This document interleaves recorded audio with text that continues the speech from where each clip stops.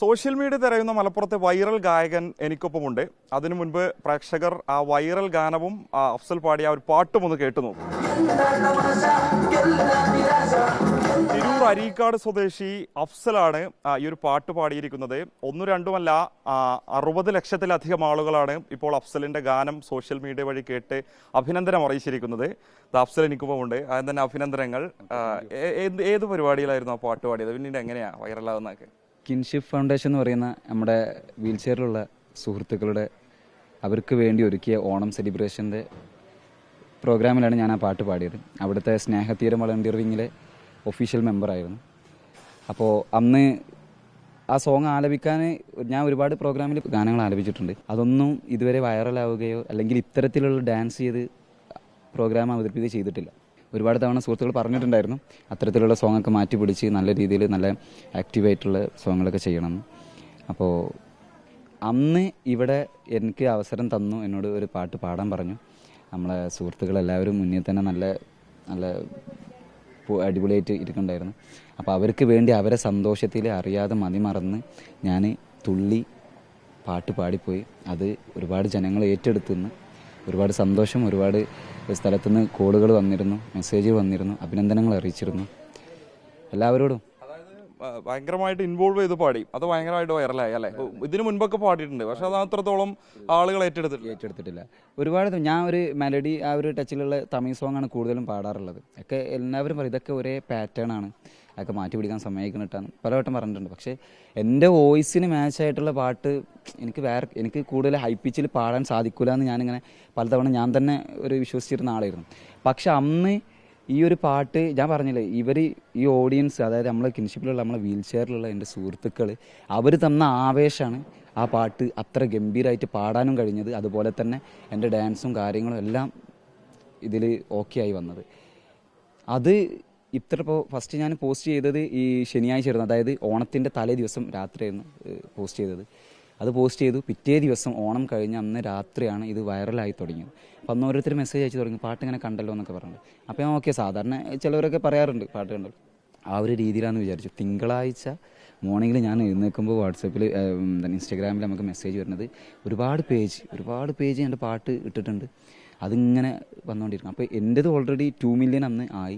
ബാക്കിയുള്ള അവരിതൊക്കെ മറ്റുള്ള പേജൊക്കെ നോക്കിയപ്പോൾ അവർ ഏകദേശം 1 മില്യനൊക്കെ സന്തോഷമായി. ഒരുപാട് 60 ലക്ഷത്തിലധികം ആളുകൾ ഇപ്പോൾ അഫ്സലിന്റെ പാട്ട് കണ്ടു കഴിഞ്ഞു അല്ലേ?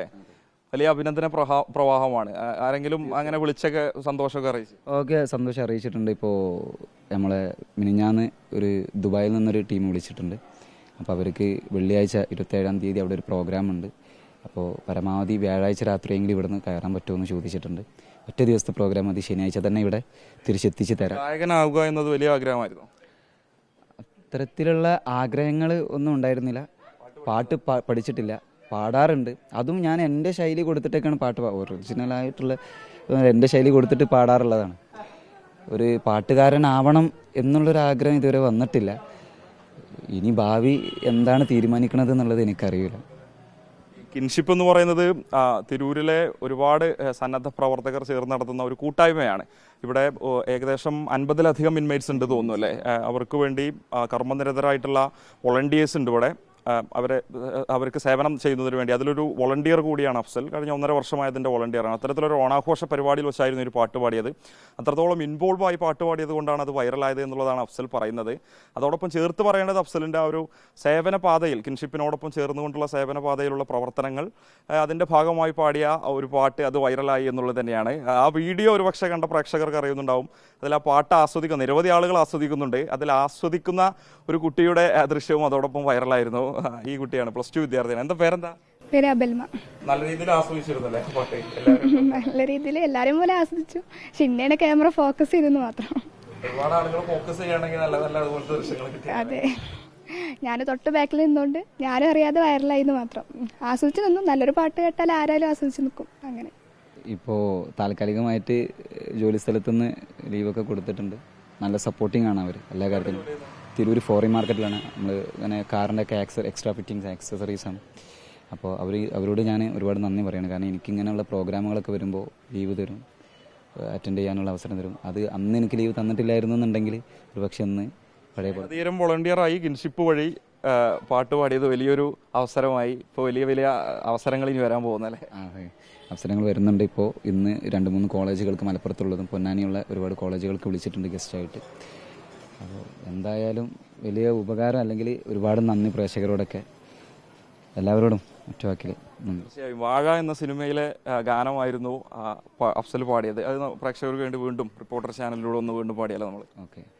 എന്താ തമാശ, എല്ലാം നിരാശ, എന്താ വേഷ, നൂലാമാല, എന്താ തമാശ, എല്ലാം നിരാശ, എന്താ മേശ, നൂലാമാല, ഹേയ് ബനാനെ ഒരു പൂ തരാമോ, ഹേയ് ബനാനെ ഒരു കായ് തരാമോ, പൂ കൊടുക്കാൻ അതിനാൽ വരണ്ടേൻ, ആളിരുന്നാൽ കയ്യിൽ കായ് വരണ്ടേൻ, മന്ദാകിനി ഒന്നാകുമോ, ചെന്താമരേ എന്താമരേ, കണ്ടാലും നീ കൊണ്ടാടുമോ, പിന്നാലെ ഞാൻ വന്നാലുമേ.